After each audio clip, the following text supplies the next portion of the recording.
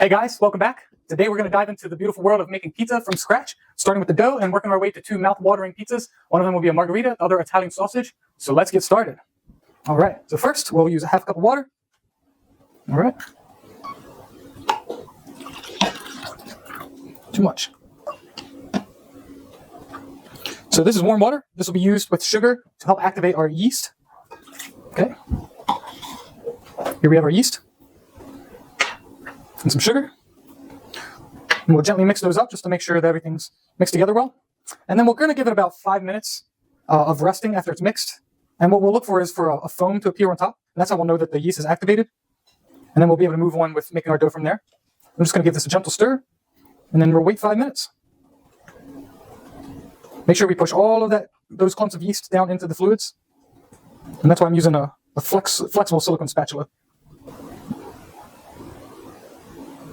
All right, and after our water, we will add our oil. We're going to use an extra virgin olive oil here. Try to get most of that in there, but we'll be adding more oil throughout the process for other purposes. Okay, here we have some salt, some white vinegar. That's mostly for taste. Just slowly start to mix this, and what we'll do is we'll begin mixing in about 1 cup of flour at a time, and then begin kneading, and eventually we'll be kneading this for about 7 minutes. So let's go ahead and get that first cup of flour in here. This just needs to be rough, so a little bit at a time though. That's the key, a little bit at a time. You don't want to overdo it, then we'll get clumps and it'll be harder to mix it back in. It's beginning to thicken up. You can see now I think after this next cup of flour, we'll be able to knead it by hand, and then we'll slowly work in the rest of that flour.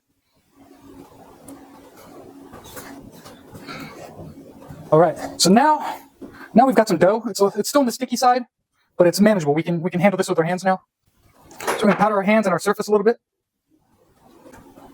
And this is the battle that we all will face when making a dough by hand, is getting it not too dry, but still dry enough that it can be managed. See, that's still a little too dry. It's going to stick to me. So I'm trying not to touch it too much until I have an idea. So here we can add some more flour. I'm terrified of getting to that point where I just have so much dough stuck in my hands that I just can't even move them. And now we're getting there. See, it's definitely too sticky though. It's definitely not done, but it's getting to a point where I can fold it by hand now. Things are starting to seem about right. Give it a couple more presses. All right. So sticky, but not sticking to me too much. All right. So next up, we'll get a bowl and prepare with some oil. Just want it greased. This is so that when the dough is rising, it won't stick to the bowl. Just as simple. And we'll do the same with the dough a little bit. A little bit more. And this isn't really a necessary step, but it does help. Okay. We'll give it just a fine little roll inside of itself to try to get a nice, smooth, tensioned surface. And pop it in there. And then we'll just cover it up with some saran wrap and give it some time to rise. And after that, we'll place it in the refrigerator for 24 to 72 hours, and that'll be all there is left to it. Get some oil on our hands first, just to keep the pizza off of me. Just kind of give that a little push. Okay. All right, let's divide this. I'm going to divide it into 4 parts, and you can weigh these. All right. We're just going to put a little oil in our workspace here, just to make sure the dough isn't sticking to the table. There we go.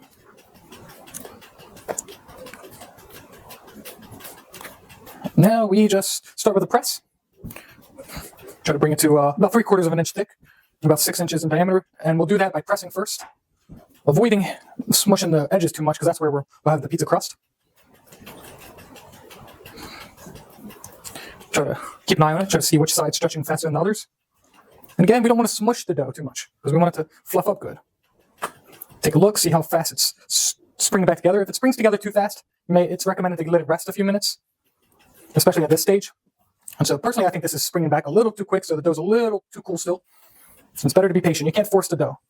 If you force it, you'll tear it, and you'll have uneven spots. All right, so we've got our ingredients prepared. We've finished pressing out our pizza dough. Next, we'll sauce it and top it and throw it in the oven. So here we're making a margherita pizza. So you'll notice that there's no shredded mozzarella here. Margherita pizza uses whole mozzarella, usually in slices, sometimes in sticks or other shapes. And it's basically a much simpler approach to pizza, typically with fresher, more natural and simpler ingredients. And sometimes that's exactly what you want, you know?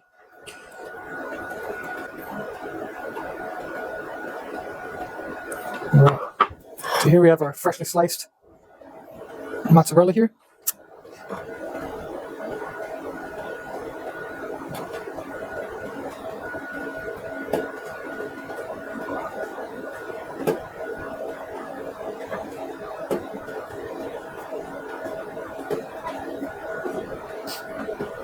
And then later on, we've got some fresh basil I've already bruised, and then some cherry tomatoes, and we're going to put those on towards the end of the baking process.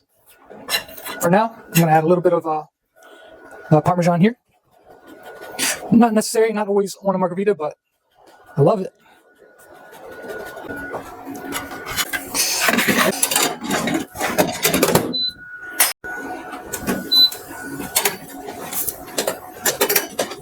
All right, the beautiful mozzarella is starting to melt down for us. Let's go and throw in a couple tomatoes. Some people like to add these early on, some people later. It's really up to the texture that you want these tomatoes to be at the end. Be careful.